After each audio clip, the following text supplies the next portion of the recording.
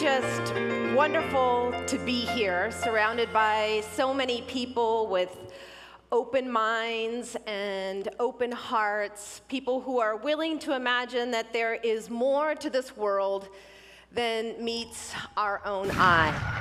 I'm working on a 2-year project on gang injunctions and working with clients who either should never have been served with a gang injunction or no longer should be on a gang injunction to get them off.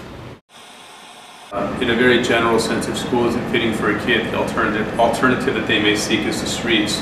So in a place like this, Pacoima, where the dropout rate is really high, young kids see that as a normal thing in the household. Parents don't really do much. Maybe they can't do much because they're working a lot or, for whatever reason aren't there. But they also don't, they don't do much to prevent that because to them it's normal. The criminal justice system isn't a system of racial control, it's a system of crime control. Crime control. That's the question.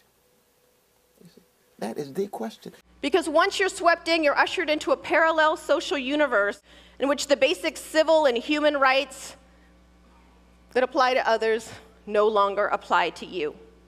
Why is the only way to power and affirmation of independence in our hot zones, the only way to male power in particular, is to join these cults of death, cults of death. They thought that being a gangster was like top of the shit, Because that's all they had. You had gang injunctions for 30 years. What exactly do they do?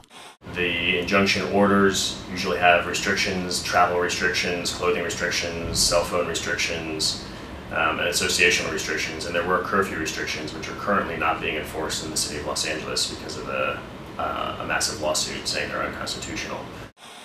Police heighten powers to arrest suspects. It gives prosecutors new powers to prosecute those. Hell no! Echo Park don't need, and Silver Lake really don't need a gang injunction. They're the best community there is. It's been denounced. Legal success in stopping previous gang injunctions and They disperse violence, but they don't end violence, and they are a tool that is used to criminalize youth. The test of your rule of law is going to be For services in the community, to advocate for a relationship with law enforcement that is centered around community policing rather than suppression. And I think as well to take advantage of opportunities to raise up your voice if you feel like you should not be on an injunction or you should not be subject to the injunction enforcement, to seek removal. And there's a couple ways to do that. One is to file with the city attorney, and the other is to actually file with the civil court. And I think as communities begin to do that, they'll hopefully be able to engage in a more fruitful dialogue with law enforcement and with the city about how to police their own neighborhoods. the test of your rule of law is going to be how are the most vulnerable being treated.